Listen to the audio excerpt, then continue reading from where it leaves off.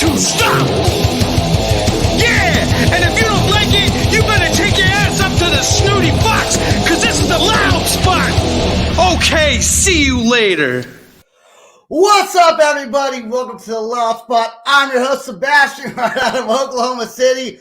I am hanging out on camera right now is Damien from the band Cannibal Kids. What's up, dude? What's going on, everybody? Coming at you live from Miami, Florida. I thought you guys were a little bit north of Miami right now. Well, actually, we're super south. We lied. We're not actually from we're from a little city called Homestead, Florida. We're out in the boondocks right now. We're in the forest. Okay, cool. You know, I'm so bad at doing this, so I'm going to go ahead and say it now. To everyone that's watching on YouTube, subscribe to our channel. You know, you got to say it at the beginning of the whole show. And I never say that's like the first time I think I said it in the beginning. So anyways, so hit that little subscribe button. And if you're listening on audio, you can download the feed and whatnot. Okay. Anyways, Damien, man, Cannibal Kids. Dude, you know what's so cool about that name is that you hear the name Cannibal Kids, you don't think pop music. Like at all, you know? Right. It takes you back to Cannibal Corpse, like for me, you know? But you guys are, what's it called? Like a tropic pop? Is that what it's called? Yeah, I think we try to simplify and just say indie pop music. I think that's a very encompassing term. You know what I mean? Yeah, I think so too. You guys been playing for a while, haven't you? You guys got a ton of followers too, man. Lots of loyal listeners. Thank you. Yeah, we've been around for a few years. We've been grinding, you know, as some indie artists. So it feels great, man, to have fans and to be able to tour and play around the country and have all those different, you know, all those different people come out to see you. So it feels great. But yeah, I know we're kind of all over the place. So I just say indie pop music. Yeah, that's a good way to generalize it, indie pop. Now, you guys did a tour recently, right, with Animal Sun? Yeah, fantastic homies. They're from Los Angeles. We paired up with them, did the entire West Coast. It was our first time shooting out that far. So it was really beautiful, man. It was almost a spiritual experience, and I'm not a spiritual guy at all. Dude, I bet that was such a cool. I had the privilege of meeting the guys from Animal Sun. Actually came over to the house for that while they were touring. So what is it like playing on the West Coast compared to because you're following? I would assume that your main base followers are probably Miami based, right? No, yeah, I mean, it's definitely more East Coast driven. I mean, we have a good market on this side of the country. So for our first time, it's one of those things where it's like, it's cathartic, risky, dangerous, but at the same time, so rewarding because you get to see fans that have been asking to go to those cities forever. And like one city that we loved so much was Los Angeles. And, oh, yeah. You know, seeing our fans come out in Los Angeles was amazing. Austin, Texas as well. We played in some insane places. So yeah, it was really cool to see them come out. That has to be a really cool feeling to go from Miami, Florida, right? Like and then going to California and still having some people there excited to see you guys, right? Because you sound like I'm not from Miami. Dude, it's Go ahead. No, I was gonna say it is something else. It's truly a very unique experience to be like, how do you know who I am? Like, I'm 3,000 miles this way. Like, and where we really live is like we live. If anybody knows roads, we live at the very bottom of US 1. We are truly on the tip of the dick of America. Like we are in a very like remote location. So the fact that like kids like us can, you know, with the internet and with our team and with our resources, we're able to affect lives that far. And I don't know, it's very amazing. Yeah. What made you decide to start wanting to do music? And that goes, what's the guy behind you? What's his name again? So this is Dustin behind me. Okay. Dustin and I have been working Cannibal Kids from the beginning. We're childhood friends. We've been making music for as long as I can remember. Yeah. We started in middle school, high school, playing music together, and then eventually formed Cannibal Kids, I think in the middle of high school. So it's been a long run. We've been in a few bands together, and we've tried out different outfits, and it's been a long journey. Yeah. were you guys into? So what made you like? What made you? Because like when I was a teenager, dude, I never would have started like a pop band. I was like, fuck, no, I'm not Yes. doing that shit. But you guys do something. Maybe it's a Florida thing, or I mean, here in California do pop music also, right? But like for me, I would have been like punk rock, hard rock, Here's metal. Luke. What's Luke that, hopped man? in. So Drummer, third half of Cannibal Kids. Third half. not what made you guys decide you wanted to start a very unique, on top of that, and great sounding pop band? Like, how does that come to fruition?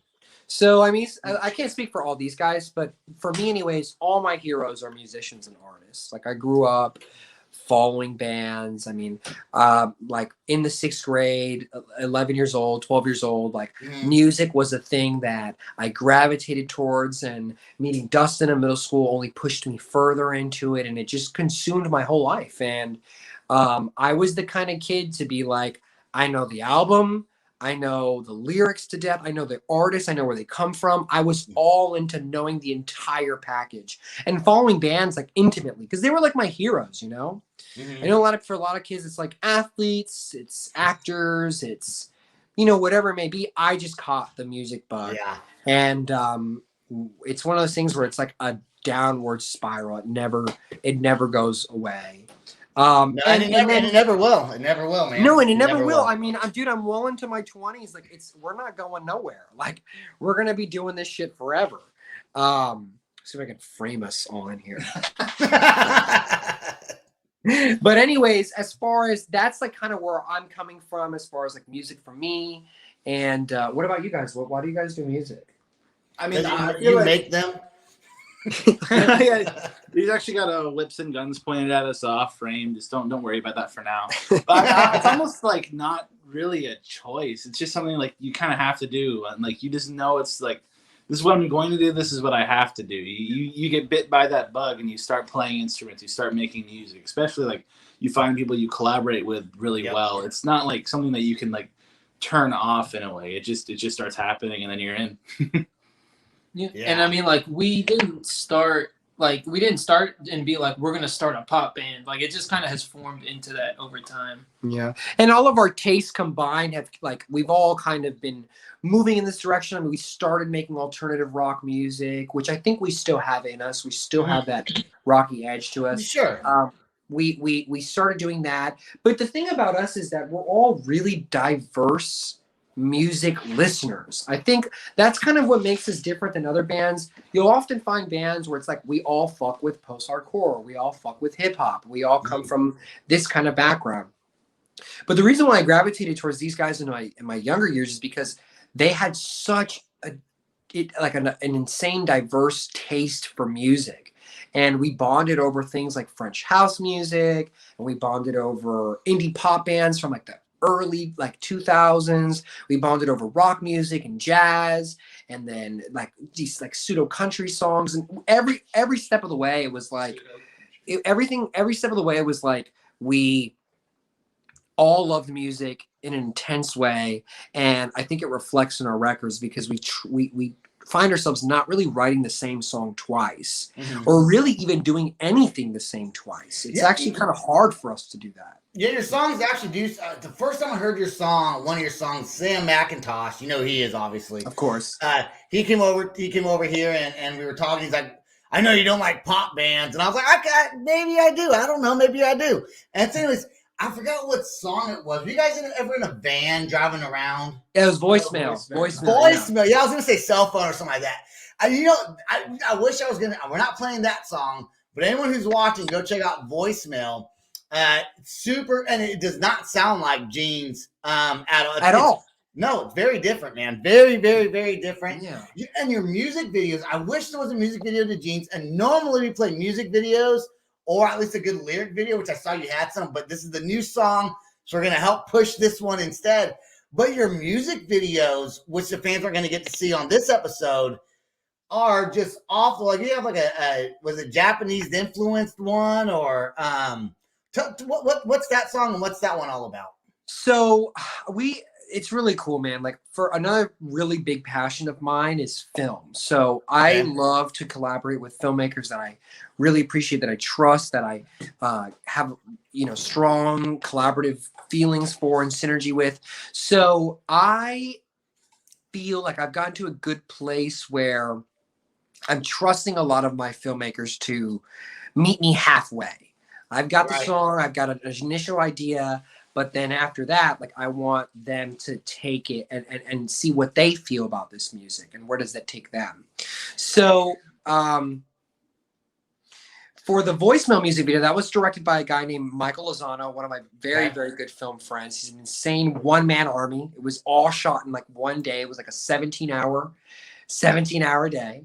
And that video was inspired by the road life and us being on the road. And, you know, we wanted to like showcase little moments of what it's like getting gas and getting mugged in a parking lot and staying at a shitty hotel and like all those different things. So that was the concept for that. But did you guys really get mugged? No, but like getting mugged on the road is super common. We have especially in Florida. Especially in Florida. Right? Especially in Florida, yeah. Like fingers crossed it doesn't happen, but you can talk to any touring band that's toured more than 3 times. They'll tell you, yeah, like we've almost always encountered it. Dude, that's why I think a lot of bands, you know, back in the day when people had the tour buses, they would put like their band logo on the side and not anymore. Rock and we're not trying to advertise that. People get robbed, man. You know, and I never realized that till I started the show. I was like, yeah, I guess if you're on meth and all fucked up one night, if you're gonna rob someone and they're right there in a van, that's what you're gonna go get the tour bus. Yeah, man, and these guitars are worth a pretty penny at the pawn shop. You don't do meth, it'll make you a robber. There you go. Anywho, but the Jeans music video is coming out. That's directed by one of my best friends, Brianna Piedra, and in cooperation with Ionic Studios. They're incredible artists. It's going to be my favorite music video we've ever done. But we've gotten really lucky, man. We've gotten some fucking badass videos. Nice. You guys have some badass videos, man. Have you guys also done lots of touring? Because I know you guys did this thing with Animal Sun, but have you guys done a lot more touring than just this recent one that you came out of? This is our 3rd national tour, and we've done a plenty of weekend warrior stuff where we've gone out to New York for a weekend, or we've gone out to Wisconsin, or wherever the gig may be. We've done that many times. So we are like road dogs. I'd say we're novice road dogs. Most people are like, you're not a road dog until you've done like 5 years and you're fucking 6 years on the road. And we will probably be there. Like that's kind of the aim. So we have been nationally toured 3 times. Yeah. Nice, man. That's what's so cool too. I mean, especially with your sound. We got to play Jeans here. I want to show. Like I said, there's no music video for it yet, but are you guys making a music video eventually for it? Yes, it's in production. We're literally in post-production. It's getting close. Almost there. It's getting close, almost there, but all I have is the audio clip I found on YouTube. There's literally no video except for, I think it's just Damien, it's just you sitting there. Hope you guys enjoy the music plays. So this is where people kind of get a feel for some of your sound. So I'm going to go ahead and jam this song right now. Cannibal Kids, their newest single called Jeans. Can't wait for the music video. Here's the song. Thanks, man. Maybe it is time that I open up. Pair of jeans just to say what's up. I don't know exactly where we fell apart. Jumping from my end just to make a start. She said that she might have cancer. I don't really know 'cause we don't talk about it. Driving 95 on his own. A broken stereo, a little song. Trapped inside the sanitary cement floor. A peace of mind from a stupid song. I don't know what happened to the boy I knew. Last song on somebody's app, and maybe I was wrong, running out of time. Try to put you out, focus on my mind. Sleeping in the bed, knowing what I lost. The CD on the beat, driving through the frost of a slow turn. Another hit on your lips. Maybe you remember our forever. Am I audible? Wishing that you couldn't go. I'd be standing there, screaming in a loud applause, drowned in stares. To bear. Maybe I was wrong, running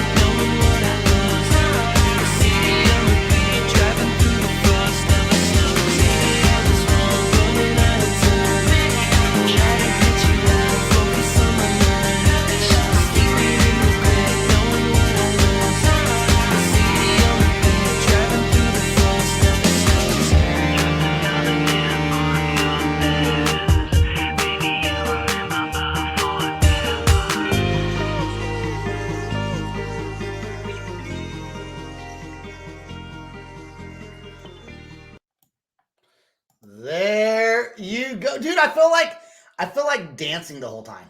Thanks, bro. Thank you. It's just, and I could see you. You couldn't see you, but I could see you, and you're like dancing to your own jam, dude. Like, do you guys love? By the way, I love the way your drummer like awkwardly sits in that corner, and like sometimes he moves to act like he's doing something else. Yeah, he's like, maybe I should sit like this. I couldn't find a chair, man. I'm sorry. I love it. I was looking at it earlier, and I actually lost concentration staring at you, man. I was very memorized for some reason by you sitting down over there. All right. Thank you so much for enjoying the track, man. Do you love every single one of your songs that you like? Do you just feel No. like it's like No. The answer is fuck no. The instant response. No, here's the truth. Every artist has a love-hate relationship with their material. And it's because you're so close to it. And it's like, it's kind of like posting a nude of yourself on the internet. And you know yourself. It's kind of like, I don't look good from that angle. But sometimes, sometimes people are you're like posting a nude of yourself on the internet, like, my dick looks better from this angle. I should have took that one before I posted it. Damn it. Exactly. And as much as artists want to only put out their best work, it's not always that way. And these songs are very transformative. They mean different things over time. So a lot of our original songs don't resonate with me anymore. I feel very, they feel a little immature. I still love them. It's kind of like, I'll always appreciate the moments of making that song and the journey it took to make that. But It's not one of those things where it's like, I love them all. I do love Jeans. Like, we spent so much time, so much blood and energy went into Jeans. And like, that is not totally indicative of where we want to go in this for the new records, but it's definitely the kind of quality and the kind of mature songwriting we want to get towards on these next couple singles. So do you have,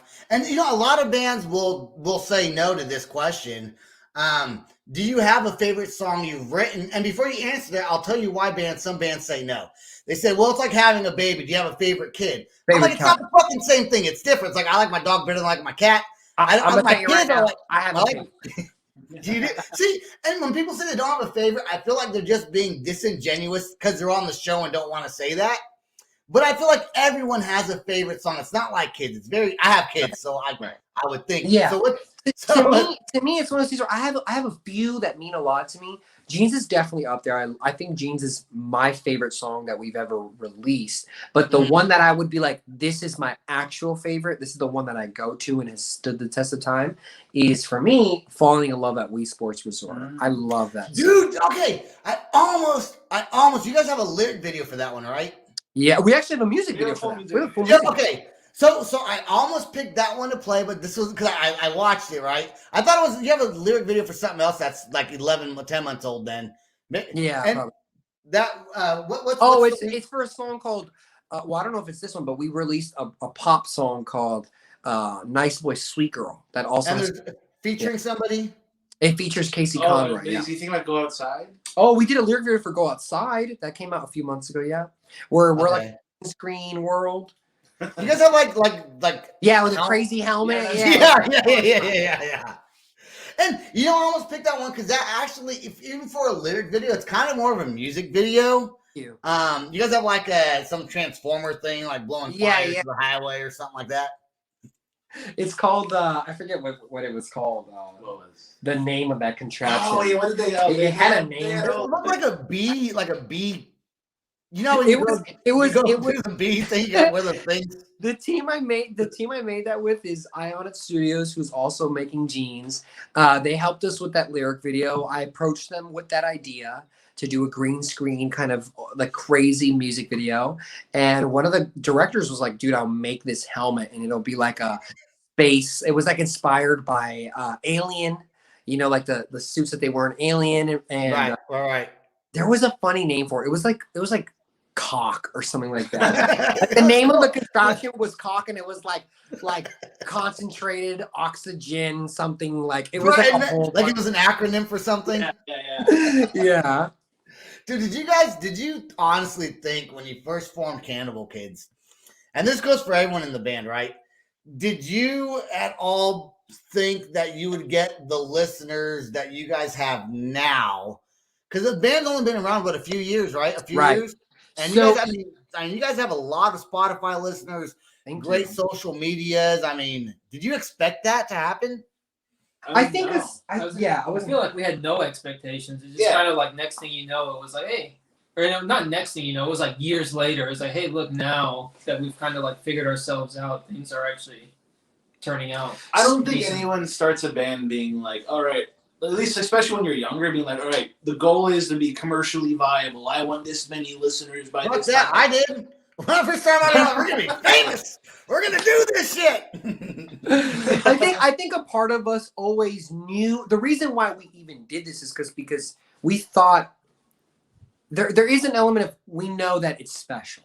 We believe that it's special. It and is, that's yeah. why we're doing it. You know, that's why we put ourselves out there, put the time and resources, the energy, the money to push this music because we do think it's good and we want people to enjoy it. But the truth is, if there were no listeners and there was nobody giving a fuck and there was nobody coming to the shows, we would still be making music. Oh yeah. Yeah, because it sounds good and you like it, and you know, you guys do a great job. And listen, the name, I was not by any means at all trying to bash on the name earlier. I think it's a fucking awesome name. Thank you. For a pop band, especially for guys who do indie pop, whatever you want to call it.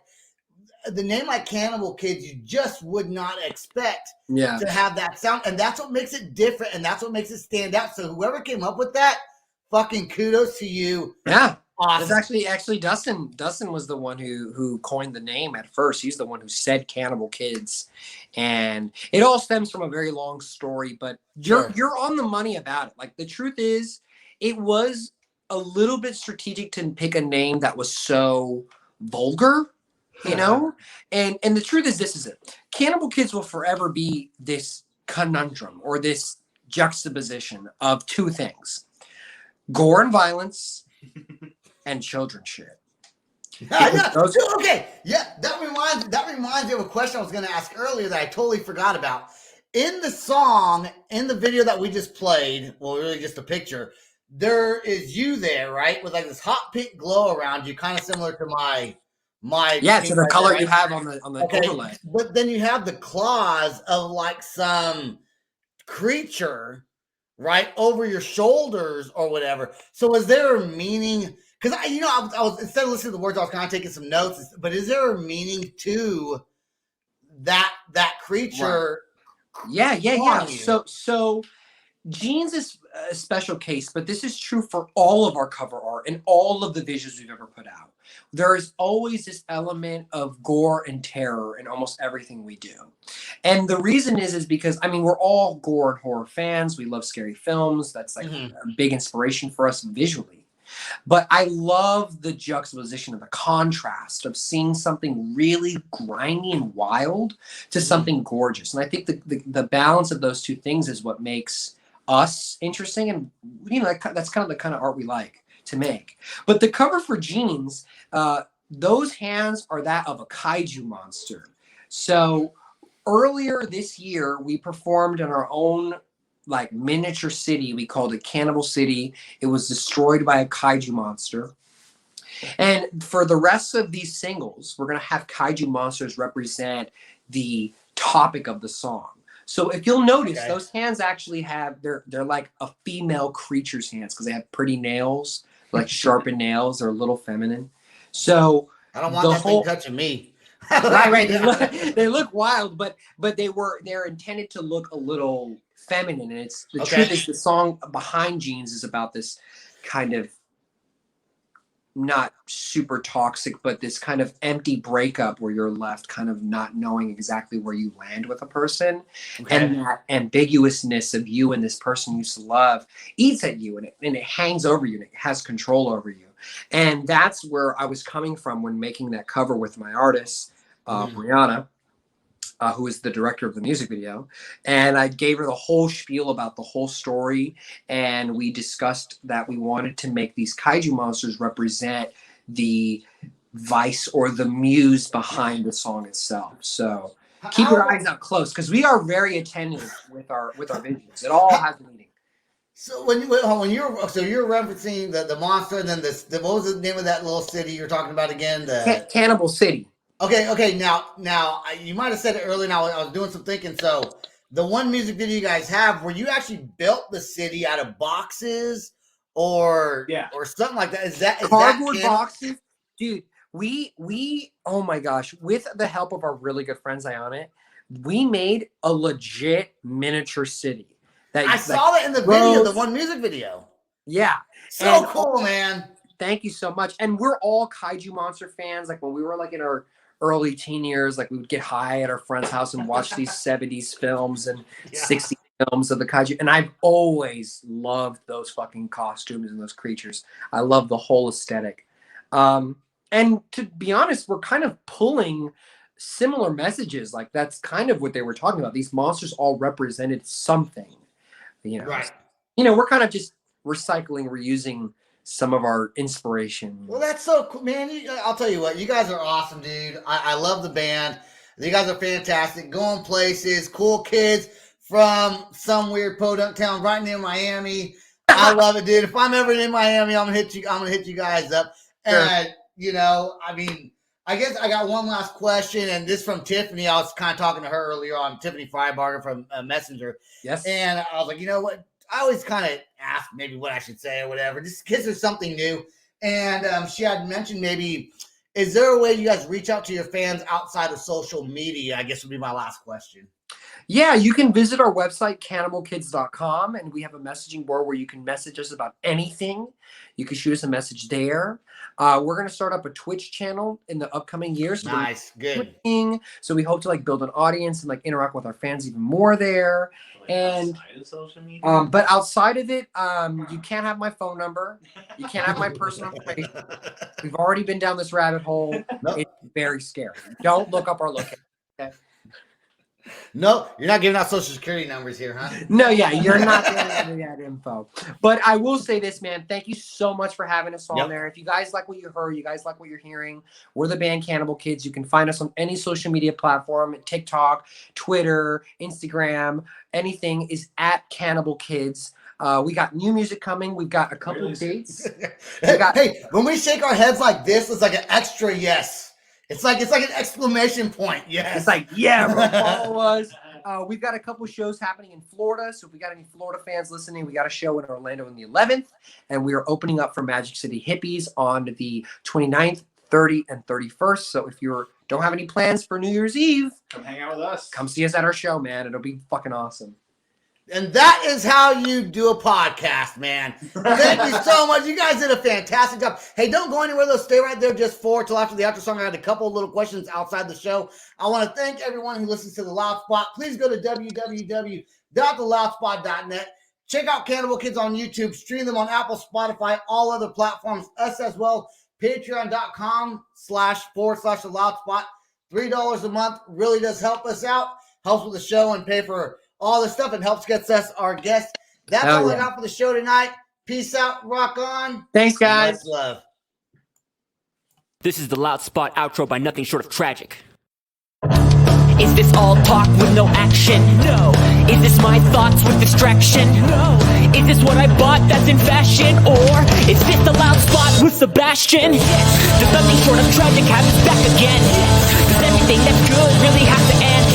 A pimp host has a pimp show, so to get more episodes, make an order, this is over. Thanks for watching our video. Don't forget to click the like and share button. Don't forget to go to our YouTube and subscribe. If you want to listen to our audio and pick up some cool merch, go to www.theloudspot.net. Peace out, rock on, much love.